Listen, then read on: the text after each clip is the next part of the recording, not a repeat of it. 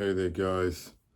So in this video today, I'm just going to be straight see-through. I haven't planned any material on this vlog, but I just want to be able to talk and just let out my awkwardness and my inconsistency of speech patterns and anything else that I feel like I need to work on. I just want to capture it myself and see. So the last few days it's been very boring here. I'm still looking for work and things are very up and down. Nothing is too stable nowadays in life. But something else, something I caught onto last night was I tried to sleep at around midnight, and then from literally midnight all the way to like 4 or 5 a.m. I was just tossing and turning, and I was having a panic attack. I was feeling very uncomfortable and I was having intrusive thoughts of, I felt like I was having a stroke, my head was hurting, and I was getting sensations down my spine, down side of my head, and then all of those feelings and sensations actually feel like I'm about to literally not come down with it's not sickness, literally get a stroke, have a stroke, or some sort of a cardiac arrest of some sort. It's so scary when you're in it. But then again, I realized, why am I having these thoughts and these feelings nowadays? It's strange. And then came the thought of a few days ago, around a week ago, I was having that same feeling and it was very discomforting. It was a bit alarming, but I wasn't really scared of it. But then because I felt uncomfortable with those feelings, so it was basically my gut feelings, I was feeling a bit anxious. I was dreading a few things that I needed to do, and I didn't like those feelings. And then what happened? The day after that, I felt the same sort of sensations, and then I tried to sort of ignore it and get away from it in a way. And that's when I realized, the reason why I'm having a panic attack last night, the reason I was going through that, is not because all of a sudden something negative is happening. It's because the feeling that I experienced a week ago, I tried to ignore and I tried to get away from it, and I just didn't like it. And that's the strange thing about anxiety.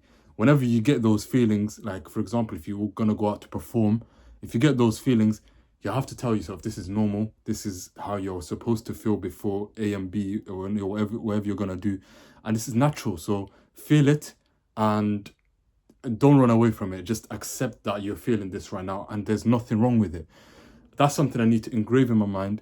So moving forward from today, if I do feel that sort of anxiety or a panic blip that shows out of nowhere, I'm going to just literally accept it, and I'm going to do what the coaches say is literally invite it in more, like, come on, let's pass out. Let's pass out. Let's pass out. The more you actually invite it in, psychologically, it works literally against how the anxiety wants it to work. The anxiety is an alarm and it wants to basically stay there, and it just wants to have your nerves riddled with just a lot of uncomfortable feelings. But I'm going to invite it in.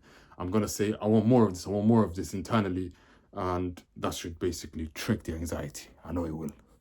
But I've also I've been sort of, if I can say, bored.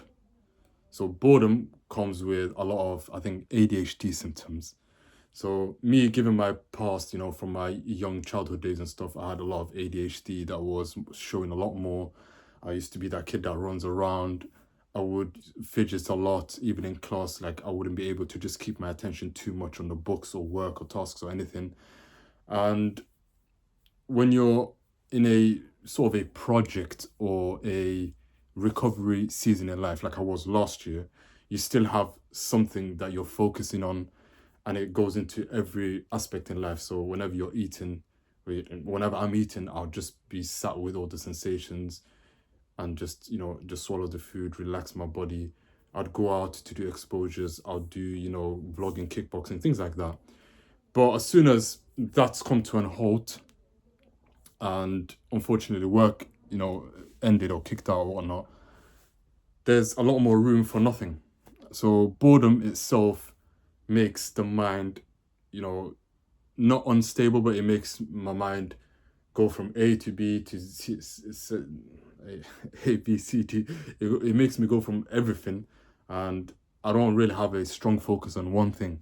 For example, I could be on my computer, I could be searching for work for an hour, I could be doing a little work on anxiety, preparing different speeches, things like that.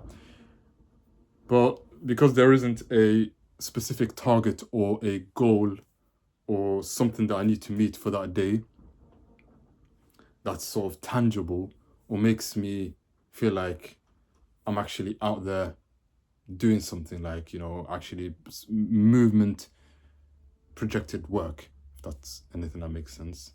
Something that I'm actually doing, then if I'm just sat all day and I'm just flicking through things, I feel like my anxiety, my ADHD is getting the best of me, and it just feels very not nice.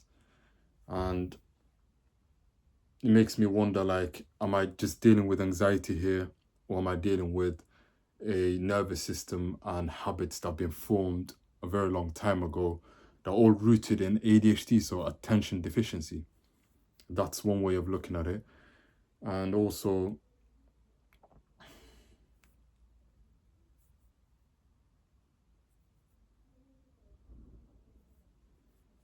when it comes to social life and stuff, I'm not too active when it comes to social life, so I don't really go out much nowadays. And I need to actually keep conversations with people. I still sometimes feel it's hard for me to just stay on topic when I talk to somebody, and also just letting my body go. Like, it's still tense sometimes in conversations. Sometimes I get uncomfortable mid-conversation and it just throws things off. And I need to work on that. So that's something else that I actually need to work on nowadays, that I am trying to, work on. And also, when it comes to, just talking to girls and things like that, before I'll be all in my mind, I'll try to impress them by saying things that I don't really do, like just try to buy their, impress, if that makes sense, get them to like me. But nowadays, I'm not really trying to chase too much girls out there. I'm not as active as I was when it comes to just messaging or even just in real life and stuff. I thought, I've been doing it for a while, and not in a bad sense, but in the sense as sometimes you feel like you need a partner, you want to get married and things like that. But if you keep chasing that and you keep chasing that one girl, just, you really get nowhere. And it's psychologically, or I think the word is, psychologically or ironically, the less you chase, the more comfortable and content you'll be with life. And the less the other person will feel like you're needy, and, there's chances you won't be turned down. But that's a story for another day. So that's the things I need to work on, is my social skills still, relaxing my body, my attention, and also just trying to flow naturally. So as you can see in this video, I do feel like I'm trying to be a bit more myself, a bit more authentic. And I haven't been really this see-through in a while. The last vlog I uploaded was the story, working on my storytelling skills. And that was just this small opening of being myself and just giving my thoughts and story flow naturally without trying to impress too much. But it feels very uncomfortable. Like, that's why I'm rocking back and forth. Like, I want to be able to just patch up the way I talk and my thoughts and just sound more natural. But I guess this is it. This is what I've got to work with, right?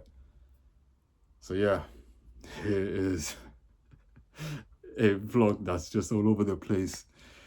But yeah, and I'm proud of myself just being able to put my flaws out there anyway. So enjoy. It's midweek, it's Wednesday. They call it hump day. I used to think it had a different meaning when I was young. But yeah, enjoy your week, and I'll definitely do another vlog just like this soon.